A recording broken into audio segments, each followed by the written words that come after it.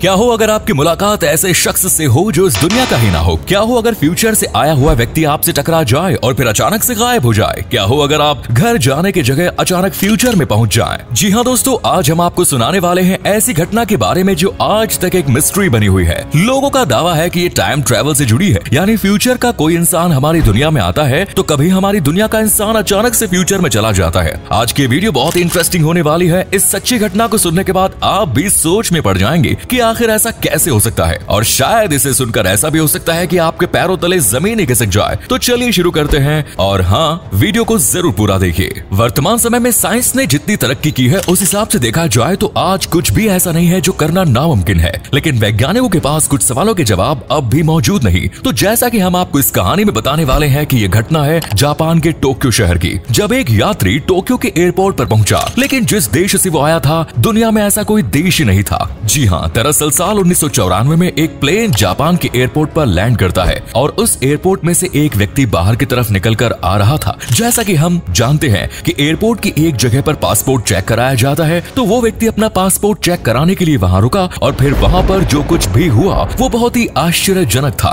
वो व्यक्ति एक बिजनेसमैन लग रहा था और ऐसा प्रतीत हो रहा था जैसा ही अपना बिजनेस ट्रिप पर आया है। लेकिन जब इस व्यक्ति का पासपोर्ट चेक किया गया तो वो पासपोर्ट एक यूरोप की कंट्री टूरिट का था। परंतु हैरानी की बात ये थी कि टूरिट नाम की कोई जगह वहां पर थी ही नहीं। शुरुआत में ऑफिसर को लगा कोई पासपोर्ट की गलती है। ये सुनकर वो व्यक्ति बहुत गुस्सा हो गया और उसने अपने मुंह से कह दिया कि नहीं, कोई गलती नहीं है, मैं टूरिट का रहने वाला हूँ। और वो कहता है मेरी कंट्री तो हजारों साल से यूरोप में ही है, लेकिन तुम लोग ये कैसे कह सकते हो कि टूरिट नाम की कोई कंट्री नहीं है? ऑफिसर की चेकिंग होने की वजह से इस व्यक्ति ने अपना पासपोर्ट ओपन करके दिखाया। इस पासपोर्ट पर बहुत से स्टाम्प्स लगे हुए थे जो एकदम रियल स्टाम्प थे, और जापान के स्टाम्प भी इसके पासपोर्ट पर थे। उस व्यक्ति पर एक लाइसेंस भी था जिस पर कंट्री का नाम टूरिट लिखा हुआ था, और ऑफिसर ने उसे एक मैप भी दिया और उसे कहा बताओ तुम्हारी कंट्री इस मैप में कहाँ है? तो उसने बताया कि फ्रांस और स्पेन के बीच में एक छोटा सा एरिया है और ये टूरिस्ट कंट्री है। परंतु जैसा कि हम जानते हैं कि असल में टूरिस्ट नाम की कोई कंट्री थी ही नहीं। फिर उस व्यक्ति को एक सिक्योर होटल रूम में भेज दिया गया। वो व्यक्ति मान भी गया क्योंकि ऑफिसर ने उसे सिर्फ एक रात रुकने के लिए कहा। उस व्यक्ति को कहा था। अगले दिन ऑफिसर उस व्यक्ति को लेने गया। उन्होंने रूम खोलकर देखा तो वो व्यक्ति उस रूम में था ही नहीं। उन्होंने उस व्यक्ति को बहुत ढूंढा पर कोई पता नहीं चला। ऑफिसर को ये बहुत ही अजीब लगा कि फुल सिक्योरिटी और कैमरा होने के बावजूद भी ये व्यक्ति कैसे गायब हो गया, और ऑफिसर ने उस व्यक्ति से जो भी लाइसेंस और डॉक्यूमेंट्स लिए थे वो भी सब रहस्यमय तरीके से गायब हो गए थे। इस घटना के 35 वर्ष बाद द डायरेक्टरी ऑफ पॉसिबिलिटीज किताब के जरिए लोगों को इस घटना के बारे में पता चला। इसके बाद से इस घटना पर बहुत सारी थियरीज भी बनाई गई, लेकिन सबसे फेमस थ्योरी ये कहती है कि ये व्यक्ति कोई दूसरा पैरेलल यूनिवर्स का व्यक्ति था जो कि हमारे इस यूनिवर्स में किसी टाइम स्लिप ग्लिच के कारण आ गया था। दूसरी थ्योरी ये कहती है कि वो व्यक्ति भविष्य से आया होगा,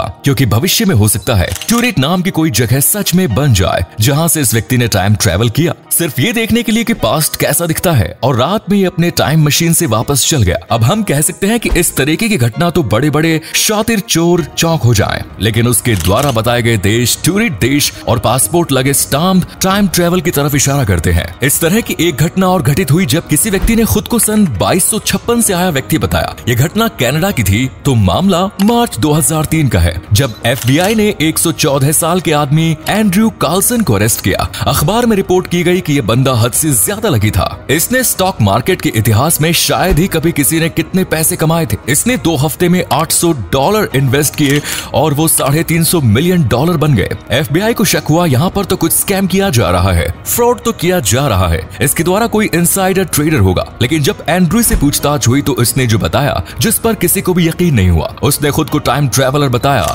और वो टाइम ट्रेवल करके फ्यूचर से यहाँ सिर्फ पैसे कमाने आया है। लेकिन कोई इस बात पर विश्वास नहीं कर रहा। लोगों को लगा कि ये उन्हें बेवकूफ बना रहा है। इसी वजह से उस इंसान को हिरासत में रखकर उससे छानबीन शुरू की गई। लेकिन हैरानी की बात यह है कि 1 महीने से भी अधिक समय तक छानबीन करने के बाद पुलिस को इस बात का पता नहीं लग पाया कि आदमी रहता कहाँ है, वो आदमी आया कहाँ से है, उसके आगे पीछे कौन है, कोई है भी या नहीं। यहाँ तक कि पुलिस को उसके माँ बाप, उसके रिश्तेदारों के बारे में कुछ नहीं पता चला। छानबीन के दौरान उसे इंसान का छोटे से छोटा डेटा भी नहीं पता चल पाया। लेकिन वहाँ की पुलिस को कुछ समझ में नहीं आ रहा था कि आदमी के साथ क्या किया जाए। खैर, वहाँ की पुलिस ने उसे जेल में डाल दिया और उसकी जमानत की राशि को $10 लाख रख दी गई। पुलिस को लगा कि इस आदमी के पीछे जरूर किसी बड़ी गैंग का हाथ होगा और जमानत राशि को देखकर कोई तो छुड़ाने जरूर आएगा। और कुछ ही दिनों बाद हुआ कुछ ऐसा भी।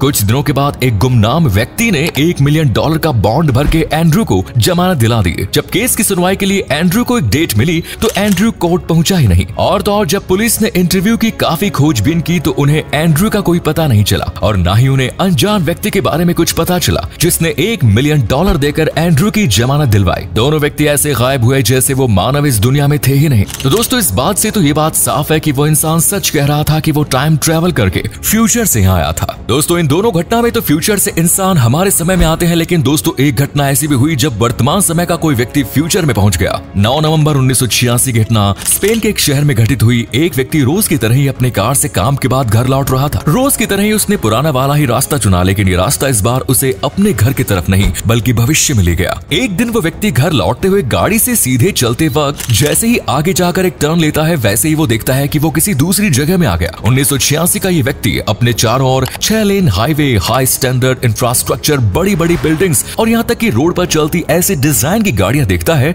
जो उसने पहले कभी नहीं देखी थी और उनकी स्पीड भी नॉर्मल गाड़ियों से कई गुना ज्यादा थी, क्योंकि 1986 में कुछ भी इतना डेवलपमेंट नहीं हुआ था। इसीलिए कुछ देर तक ये सब देखकर वो आश्चर्य में पड़ जाता है। फिर उसे सामने एक टनल दिखाई देती है। वो जैसे ही उस टनल में एंटर करता है उसके चारों तरफ एक तेज रोशनी छा जाती है और उसकी गाड़ी का टेम्परेचर अचानक बढ़ जाता है। इतने में उसको एक रोबोटिक आवाज सुनाई देती है जो कहती है कि आप टाइम ट्रेवल करके फ्यूचर में पहुंच चुके हैं। कुछ देर तक उसकी समझ में कुछ नहीं आता और वो सीधे चलता रहता है। फिर उस हाईवे पर एक जगह एग्जिट लिखा हुआ दिखाई देता है। वो व्यक्ति उस एग्जिट की ओर मुड़ जाता है और जैसे ही एग्जिट से बाहर आता है देखता है कि वो अपने घर के पास वाले रास्ते पर पहुंच गया है। कुछ देर के लिए वो सोच में पड़ जाता है। फिर वो गाड़ी का स्पीड मीटर देखता है। उसे पता चलता है कि उसने 150 किलोमीटर की यात्रा तय की है, जबकि उसके घर और ऑफिस के बीच की दूरी सिर्फ 15 किलोमीटर की ही थी। इस घटना के बाद वो रोज उसी रास्ते से घर और ऑफिस जाता था, लेकिन दोबारा उसे ऐसा कुछ दिखाई नहीं दिया। उसने आसपास के लोगों से भी इस नए रास्ते के बारे में पूछा, लेकिन उस नए रास्ते के बारे में कोई नहीं जानता था। तब से अब तक ये बात एक रहस्य बनी हुई है। क्या वाकई वो इंसान फ्यूचर में पहुंच चुका था?